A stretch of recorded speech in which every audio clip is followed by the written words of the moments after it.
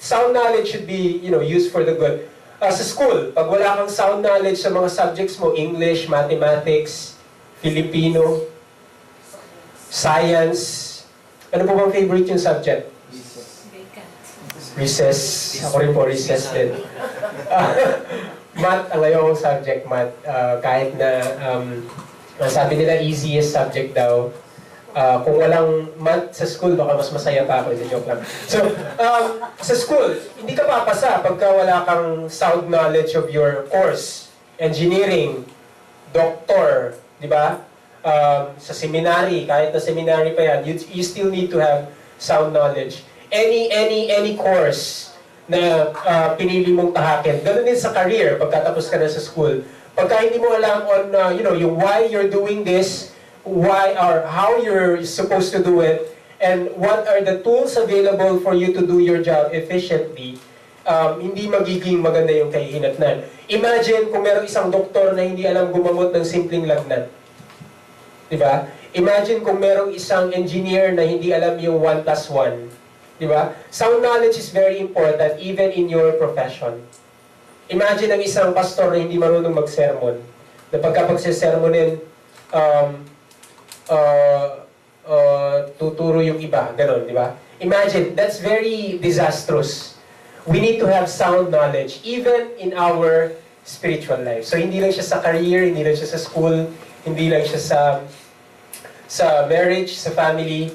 It's also important in our Christian life, Christian living, na meron tayo dapat sound knowledge ng kung ano yung totoo. Sabi nga nung isang sikat na TV reporter, si Ik Bulaga, EB, kung wala tayong knowledge, walang power. Sabi ni Ernie Baron, wala tayong knowledge, wala tayong power. Kaya sabi ni Apostle Paul, do you not know? Hindi nyo pala alam. Hindi nyo pa alam? Ano yung hindi nyo alam? Nung kayo ay nabaptize, you were baptized into the baptism of Jesus Christ. Yung pong baptism na yun, yun yung time na namatay na yung old self. Sabi ni Apostle Paul. Yung time na yun, yun yung time na iniwan mo na yung old self mo. That's what you're supposed to know. Yan yung dapat na alam nyo na. Sabi ni Apostle Paul.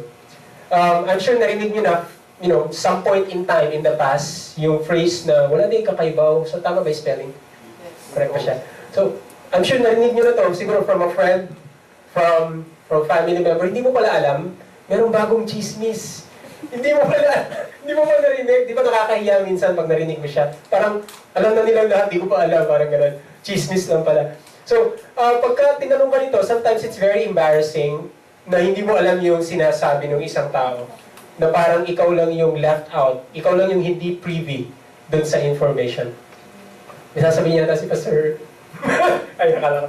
Yan, I'm sure narinig nyo na yan. So, that's what the Apostle Paul told the Roman believers. Yung sabi niya, hindi nyo ba alam?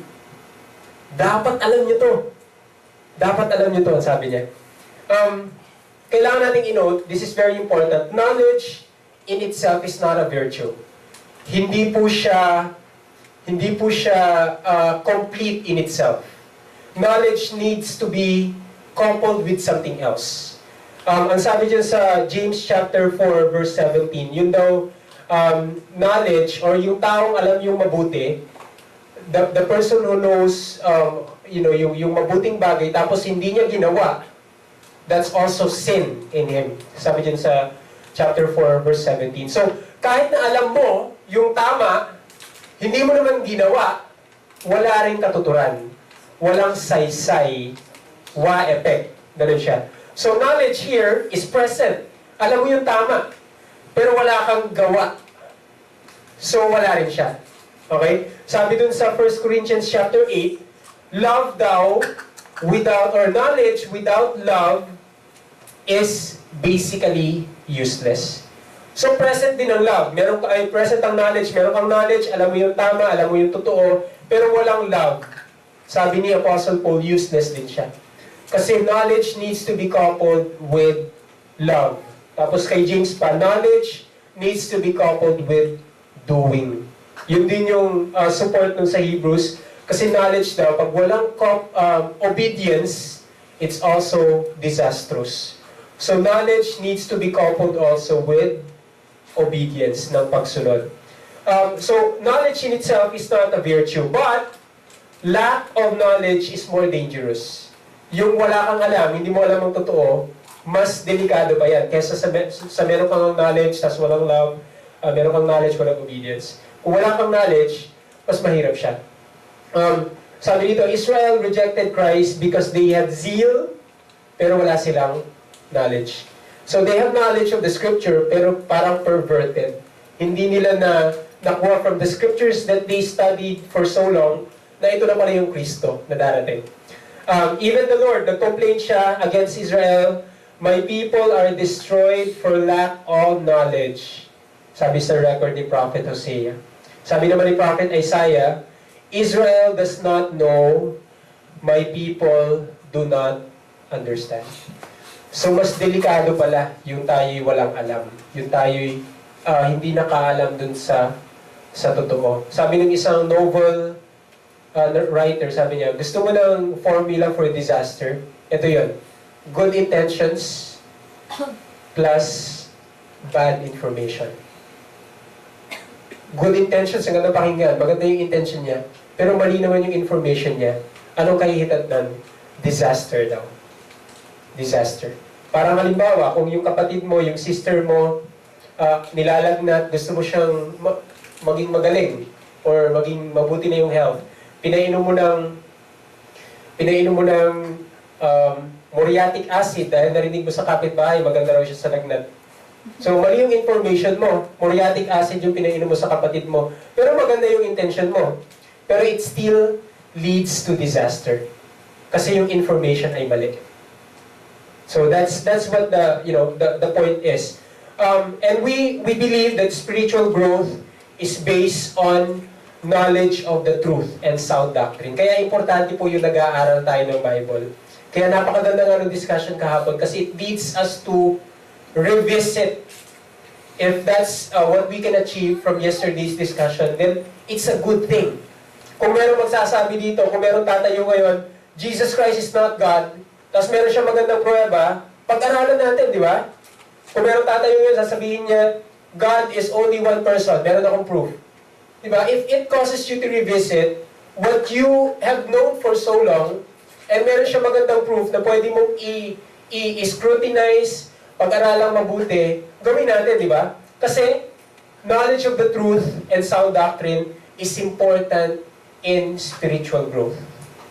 Hindi pwede yung isolated ka when it comes to knowledge, na wala ka nang tinatanggap na ibang ideas. Hindi pwede yung sarado ka na wala ka ng ibang pakikinggan, kundi yung sarili mong paniniwala or argument. Sabi dito, Colossians chapter 3 verse 10, we have put on the new man, which is renewed in knowledge. Yun daw palang bagong tao, yung renewed na person in you, when you receive Jesus Christ, that person is renewed in what? In knowledge. Nire-renew pala siya sa kung ano yung totoo. Nire-renew siya kung sa ano yung tama. Nire-renew siya sa kung ano yung sound biblical principles. So, that's our first point. Gusto mo maging victorious over sin? Gusto ko po. Alam ko gusto nyo rin. We need to know biblical principles. We need to know biblical truths. Study the Bible. Listen to sermons. Listen to biblical messages. Study the Bible for yourself. Memorize scriptures. Dig deeper into the Word. And you will have a good leverage to be victorious over sin. Pangalawa, how can we be victorious, or how can we deal with sin God's way? We need to reckon our old self. Kailangan daw natin, yung reckon sa ibang translation is consider. Ang Greek word po niyan, we will talk about it later, yung Greek word. But just to give you an idea, reckon means to identify or calculate. Parang pag sinabing reckon yourself, you should calculate yourself. Itimbang mo siya. I-identify mo kung ano ba siya dapat. Ano na ba dapat yung old self mo? Parang yun yung sinasabi ni Apostle Paul. Chapter 6, verse 11, likewise, ang sabi ni Paul, reckon ye also yourselves to be, what? To be dead indeed unto sin, but alive unto God through Jesus Christ our Lord.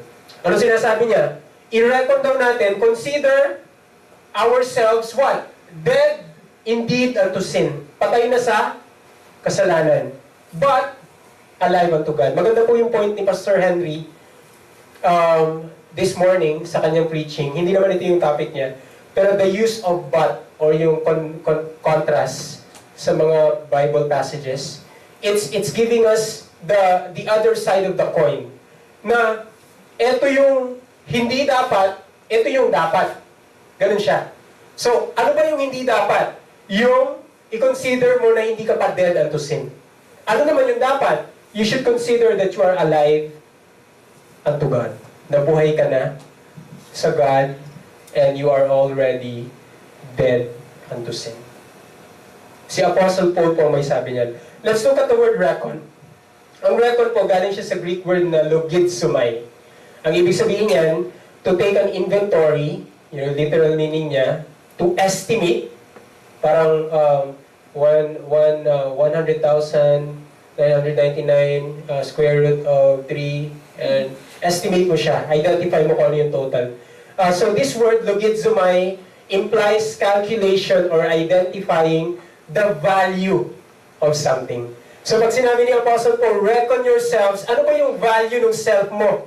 Ano ba yung identification? Ano ba yung dapat na consideration mo sa iyong sarili? Yung sinabi niyang reckon or consider yourself dead unto sin. It's very interesting na yung pong word na reckon, it's also the same word translated, numbered, or identified sa Luke chapter 22 nung kinote ni Jesus Christ si Isaiah. Na sabi doon, he was numbered or identified with transgressors. I'm sure familiar sa inyo yung verse. He was numbered with sinners. Ito yung time na nakiki-associate siya sa mga tax collectors, sa mga prostitutes, dun sa mga outcasts ng society. Ang sabi ni Jesus Christ, when he quoted Isaiah, the Son of Man, or Jesus Christ, was identified with sinners. Kasi nga, he came to seek the lost. Dumating siya to heal the sick. Ganyan. So, he was identified with sinners. And we, also using the same word, we need to identify ourselves, according to Apostle Paul, to be dead unto sin and alive unto Christ. Now, I know, hindi po siya madali. It seems impossible even, considering our present situation. Kasi, I'm sure from time to time, nadadapa pa rin tayo sa kasalanan, meron pa rin tayong mga sins na hindi pa natin ma-overcome. Nakakapagmura pa rin tayo paminsan-minsan pag nagugulat. Yung mga ganyan ba? Yung mga unguarded moments, di ba? Sometimes, we look at things na hindi tinitingnan. We listen to things na hindi na dapat natin pinapakinggan. We say things that we are not supposed to say. We think of things that we are not supposed to think of as Christians. So even your very present, very real situation goes against the argument of the Apostle Paul. Na dapat patay ka na sa sin, pero you're encountering sin every day of your life. So nandun yung parang, totoo ba to? Is the Apostle Paul making us believe something that is not true? Dinideceive ba niya tayo? Ano tong argument ni Apostle Paul na to? This is not true. My very situation goes against his argument. Na parang, I'm still alive in sin. Buhay pa ako sa kasalanan and I'm not yet fully alive unto God. This word reckon, it goes beyond pure intellectual knowledge. Hindi lang siya pang mind. This is very practical.